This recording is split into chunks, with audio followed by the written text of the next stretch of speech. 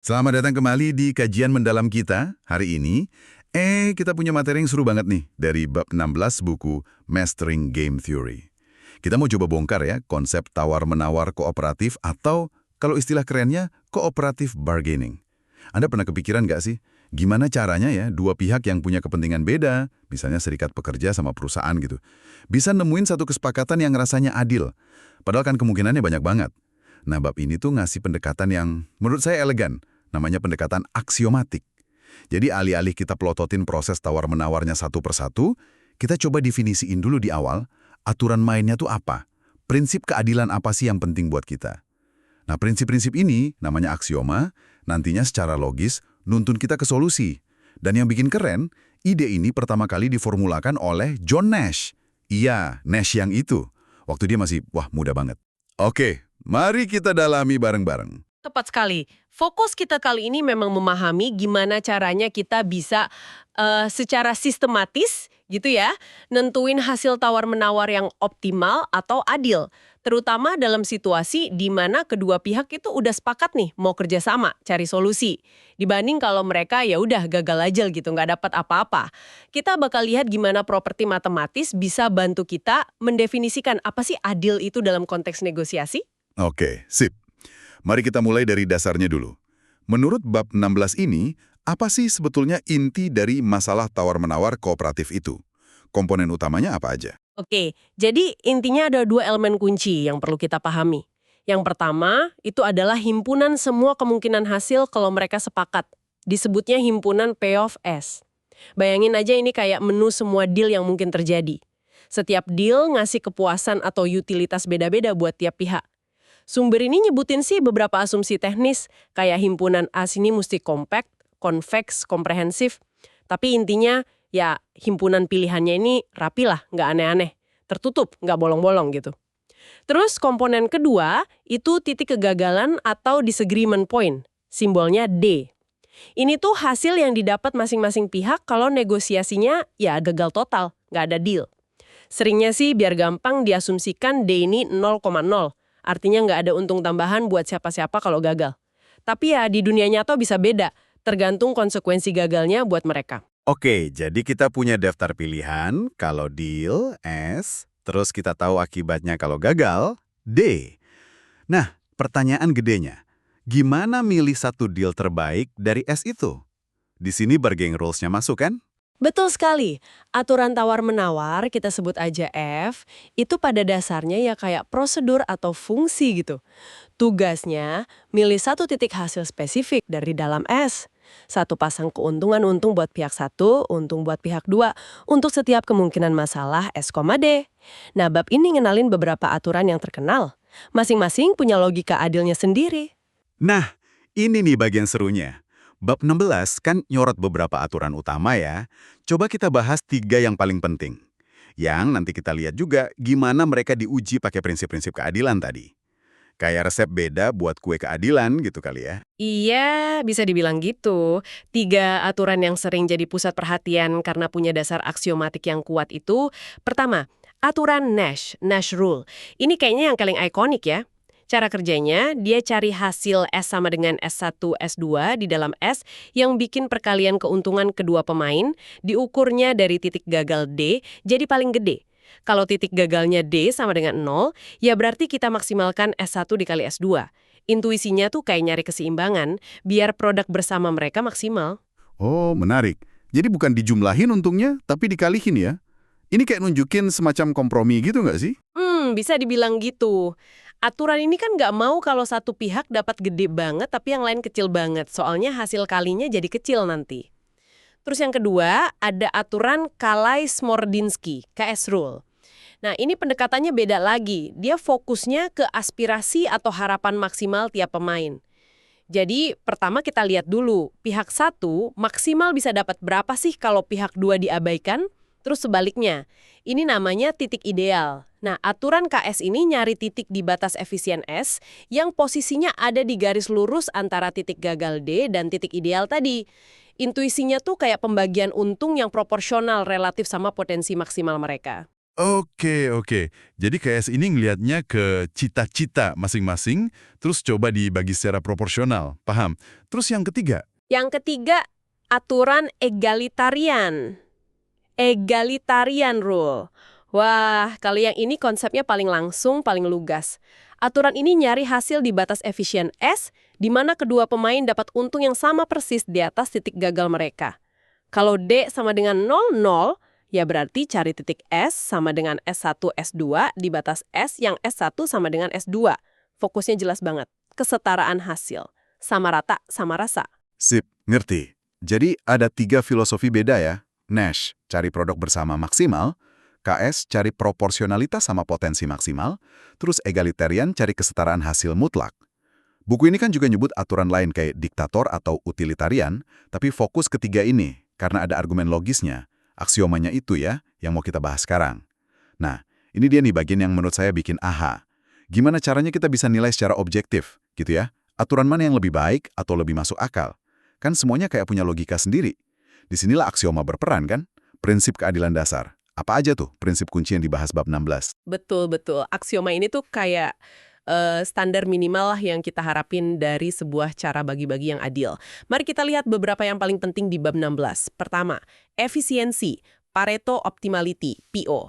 Prinsip ini simple, solusi yang dipilih itu nggak boleh nyisain duit di meja. Artinya nggak boleh ada deal lain di S, di mana minimal satu orang bisa dapat lebih baik tanpa bikin yang lain rugi. Kalau ada, berarti solusi awal kita belum efisien. Nah, aturan Nash sama QS biasanya memenuhi ini. Aturan egalitarian kadang cuma versi lemahnya aja, weak PO, nggak selalu yang kuat. Masuk akal banget. Jangan sampai ada yang lebih bagus buat semua, tapi nggak diambil. Oke, terus apa lagi? Kedua, simetri S. Prinsip ini bilang, kalau masalah tawar-menawarnya itu simetris, maksudnya kalau posisi pihak 1 sama pihak 2 ditukar, masalahnya nggak berubah sama sekali. Ya solusinya juga harus simetris. Artinya, ya dua-duanya harus dapat untung yang sama, S1 sama dengan S2. Ini kayak prinsip keadilan dasar aja, perlakukan yang setara secara setara.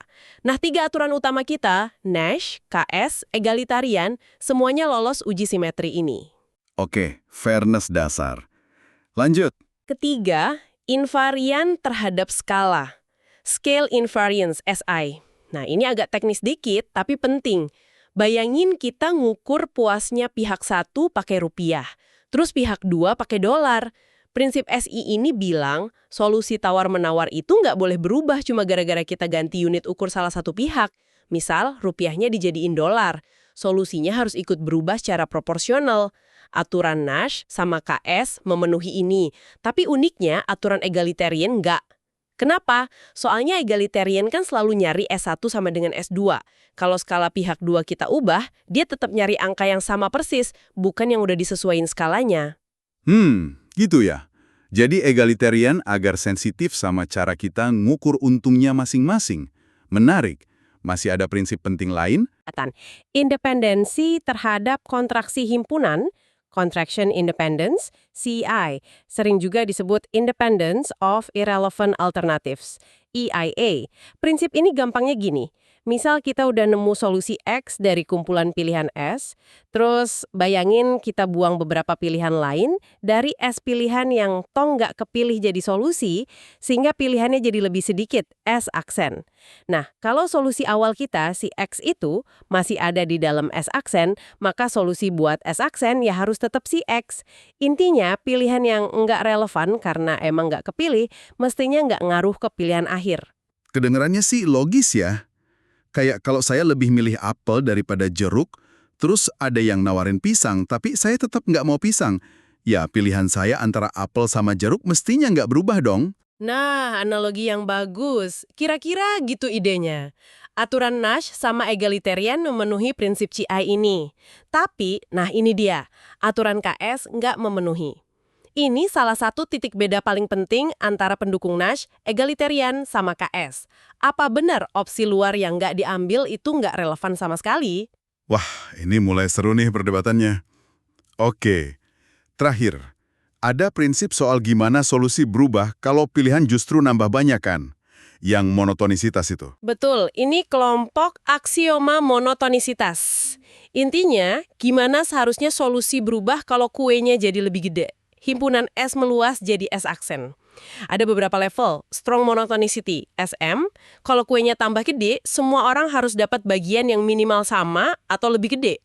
Nggak boleh ada yang malah rugi gara-gara pilihan nambah. Individual monotonicity, IM. Ini versi lebih lemah. Kalau kuenya tambah gede cuma gara-gara potensi maksimal satu orang aja yang naik, ya minimal orang itu nggak boleh dapat hasil lebih jelek. Ada versi lain juga, tapi dua ini udah cukup kelihatan bedanya. Dan gimana nasib ketiga aturan andalan kita ini pas dihadapkan sama prinsip kue membesar? Kayaknya ini jadi pembeda yang krusial banget ya. Sangat krusial. Di sini kita lihat perbedaan filosofi yang paling tajam. Aturan egalitarian ternyata memenuhi strong monotonicity, SM, yang paling kuat. Kalau pilihan tambah banyak, semua dijamin ikut untung atau minimal nggak rugi. Mantap kan? Aturan Kalais-Morodinski, KS, memenuhi individual monotonicity. Dia jamin pihak yang potensinya naik nggak bakal dirugiin. Nah, ini yang sering bikin kaget. Aturan Nash ternyata tidak memenuhi aksioma monotonisitas manapun, baik SM maupun IM. Dia nggak lolos. Ini implikasi yang penting dan agak aneh rasanya. Tunggu. Jadi, kalau pakai aturan Nash, bisa jadi ada deal baru yang lebih bagus muncul, tapi hasil akhirnya malah bikin saya dapat lebih sedikit dibanding di lama. Loh, kok bisa? Itu kan kayak nggak adil. Kenapa gitu? Nah, itu pertanyaan bagus banget dan nunjukin sifat unik aturan Nash. Ingat Nash kan fokusnya maksimalkan perkalian S1, S2. Bisa aja perluasan himpunan S itu bikin pihak 2 bisa dapat untung yang jauh lebih gede. Nah, demi ngejar perkalian S1, S2 yang paling maksimal, bisa jadi keuntungan pihak 1 justru harus sedikit turun biar si pihak 2 bisa naik drastis banget. Ini terjadi karena Nash nggak secara eksplisit ngelihat kewajaran distribusi kenaikan kayak SM atau IM. Fokus dia ya di optimalitas perkalian, sama properti lain kayak CI, SI. Ini nunjukin ada trade-off mendasar antara prinsip-prinsip keadilan yang beda-beda. Oke. Jadi sekarang kita punya gambaran, tiap aturan punya rapor beda-beda tergantung prinsip aksioma mana yang mereka penuhi atau langgar. Tabel 16.1 di buku itu ngerangkumnya enak banget. Tapi, puncaknya pendekatan aksiomatik ini kan, seperti yang disinggung di awal, gimana kombinasi aksioma-aksioma ini bisa secara unik nentuin satu aturan. Kayak sidik jari logis gitu ya. Tepat sekali, ini dia keindahan dan kekuatan metode yang dirintis Nash ini. Bab 16 yang ngutip hasil riset fundamental di bidang ini, nunjukin karakterisasi unik berikut. Aturan Nash itu adalah satu-satunya aturan yang memenuhi 4 prinsip ini barengan, simetri, S, efisiensi Pareto, PO, invarian skala, SI, sama independensi kontraksi, CI. Jadi kalau Anda setuju banget kalau 4 prinsip ini wajib ada dalam solusi adil, ya suka nggak suka, secara logika Anda harus terima solusi Nash. Meskipun ada konsekuensi lain kayak pelanggaran monotonisitas tadi. Terus, aturan Kalais-Morodinski itu satu-satunya aturan yang memenuhi simetri S, efisiensi Pareto lemah, WPO, invarian skala, SI, sama monotonisitas individual, IM. Nah, lihat bedanya. KS nuker PO yang kuat sama WPO yang lebih lemah dikit, dan yang paling penting, dia nuker CI yang kontroversial itu sama IM. Jadi kalau Anda lebih peduli sama jaminan bahwa potensi naik nggak bikin rugi dan rela lepasin prinsip independensi dari alternatif irrelevan, ya KS pilihan logisnya. Terakhir, aturan egalitarian adalah satu-satunya yang memenuhi simetri, efisiensi Pareto, independensi kontraksi, sama monotonisitas kuat. Di sini, penekanannya kuat banget di kesetaraan lewat S dan SM dan independensi, CI. Tapi ya konsekuensinya, dia ngorbanin invarian skala SI.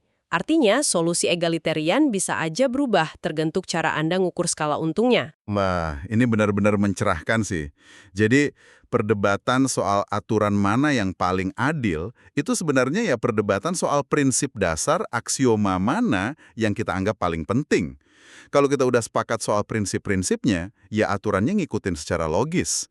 Ini ngasih kita kerangka pikir yang kuat banget buat nganalisis, bahkan buat ngebela suatu hasil negosiasi. Betul.